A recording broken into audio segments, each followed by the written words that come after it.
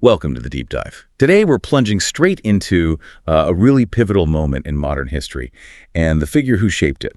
We're going to unpack the life and, well, the enduring legacy of Ayatollah Ruhollah Khomeini. You're getting a curated exploration from excerpts of Ayatollah Ruhollah Khomeini, architect of the Iranian Revolution. Yeah, it's truly remarkable, isn't it, how one individual's, let's say, intellectual and spiritual journey could so profoundly reshape a nation.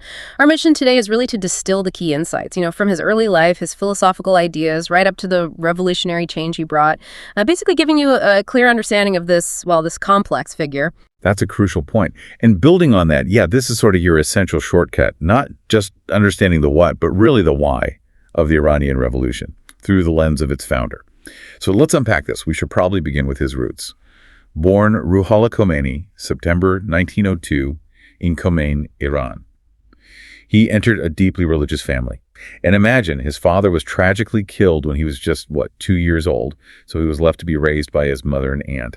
Even as a child, steeped in religious studies, Quran, Arabic, the whole thing. Right, and this early exposure, it really laid a comprehensive groundwork. He pursued advanced religious education, moved at 19 to Iraq, then, crucially, to Qom. Qom was a major center of learning in Iran. There he truly immersed himself. Subjects like philosophy, jurisprudence, Islamic law, even mysticism. So it wasn't just ticking boxes, learning by rote. No, exactly. His studies, especially in philosophy and mysticism, they fostered a critical and independent mind. It allowed him to sort of reinterpret traditional religious thought, ways that would later really inform his revolutionary outlook.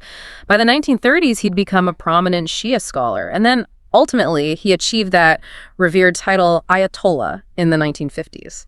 Okay, so he has this deep scholarly background. Yeah. But what were the moments, the turning points that actually transformed him, from being just a religious authority into a revolutionary leader? How did that transition happen? Well, it really started to crystallize after the death of Ayatollah Sayyid Hossein Boujerdi in 1963. Khomeini then ascended, became a marja. A marja? Yeah, source of emulation. It's one of the highest ranks in Shia Islam. And this position, it gave him significant religious and legal authority to guide his followers. That role was, absolutely crucial to his growing political influence, and he wasted no time. He immediately started strongly opposing the Shah of Iran's pro-Western policies, particularly that whole package known as the White Revolution. The White Revolution. It sounds kind of innocuous, doesn't it? Yeah. But clearly it wasn't. What exactly made those reforms so contentious for Khomeini and his followers? That's precisely it. On the surface, it seemed like modernization, land redistribution, nationalizing resources, even women's suffrage. But Khomeini vehemently condemned it. He saw it completely differently. How so? Not as progress, but as a direct attack on Islamic values, like a secularization imposed by the West, and a threat to the clergy's traditional power and religious endowments. And then there was that other thing, the Shah granting diplomatic immunity to U.S. military personnel. Oh, right. That was seen as a huge humiliation for Iranian sovereignty, a real sticking point. So Khomeini, he galvanized public anger with these really powerful speeches. He ended up leading a nationwide protest movement against these policies. So, okay, his revolutionary activities definitely got noticed. Yeah. Which led to his exile, right? Yeah. First Najaf in Iraq, then France. How did he manage to not just, survive that, but actually direct and strengthen his movement from exile, from a position that seemed so weak? It's fascinating, isn't it? This period really highlights how, even in exile, he kept those lines of communication open, maintained contact with followers, continued directing the movement. It's striking when you think about it. From Najaf in the early 70s, forced displacement. He meticulously delivered lectures on his concept of Islamic government. Right, the ones that became the book. Exactly, later published as Islamic Government, Velayat-e Faqih. And this principle, the idea that a faqih, an expert in Islamic law, should lead the state, that was, pretty radical, a real departure from traditional Shia thought. How so? Traditional thought kept politics and religion separate.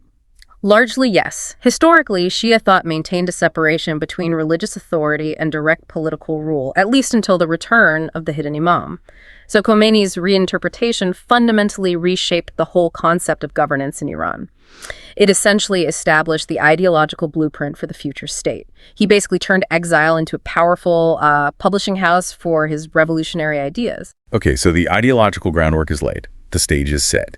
Then January 1978, the protests kick off. Started with religious seminary students, but then spread. Spread to the general public, yeah. All in support of Ayatollah Khomeini. And these protests, they escalated rapidly, turned into this undeniable demand for the monarchy to fall. By 1979, the Shah, Mohammad Reza Pahlavi, he was forced to leave Iran, which marked the effective end of, well, 2,500 years of continuous Persian monarchy. Quite something. Wow. And then the momentous return. February 1st, 1979, Ayatollah Khomeini comes back to Iran, welcomed by millions. What happened then? What fundamentally reshaped Iran's political landscape right after his return? Well, upon his return, Khomeini declared the existing setup, monarchy, government, parliament, illegitimate, just wiped the slate clean. He announced the establishment of a new Islamic government. Then, following a nationwide referendum, Iran was officially declared an Islamic Republic, and Khomeini was appointed its first Rabar-e-Mozam. The supreme leader. The supreme leader, exactly. He held that position until his death on June 3, 1989.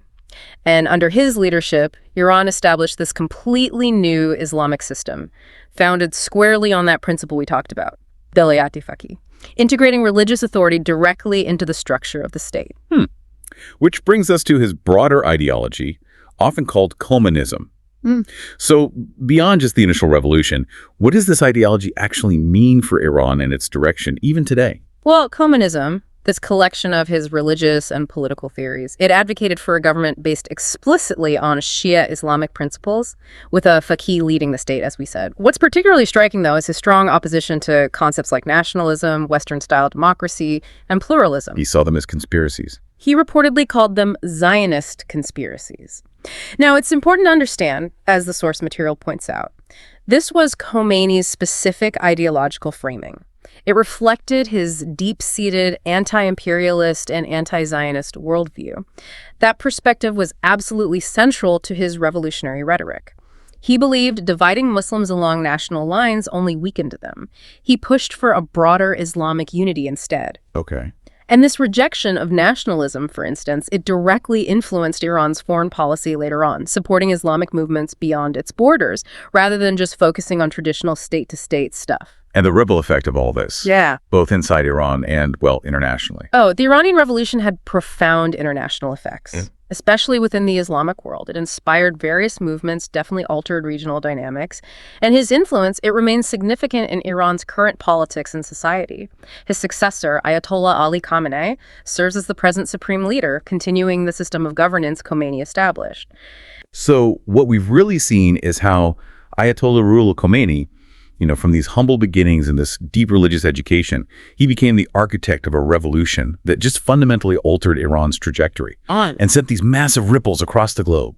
We've explored his opposition to the Shah, those years in exile where he refined that radical principle of Velayat-e Faqih, and his ultimate return to establish the Islamic Republic. Absolutely. He was an immensely influential figure. His theories on governance and society, Khomeynism, they continue to shape Iran's identity and its place in the world today. His life story really underscores how deeply held beliefs, when combined with strategic political action, and that crucial reinterpretation of traditional religious thought can lead to monumental societal shifts and create a political system that lasts. Yeah, this deep dive really reveals how one person's vision, even when developed in exile, can ignite a movement that changes the course of history for millions. So as you reflect on all this, here's something to maybe mull over. How do the long-term impacts of revolutionary movements, especially those founded on such distinct ideological principles like Khomeynism, how do they continue to shape not just the nations where they happen, but also the broader geopolitical landscape decades later, often perhaps in ways that weren't even visible at their inception?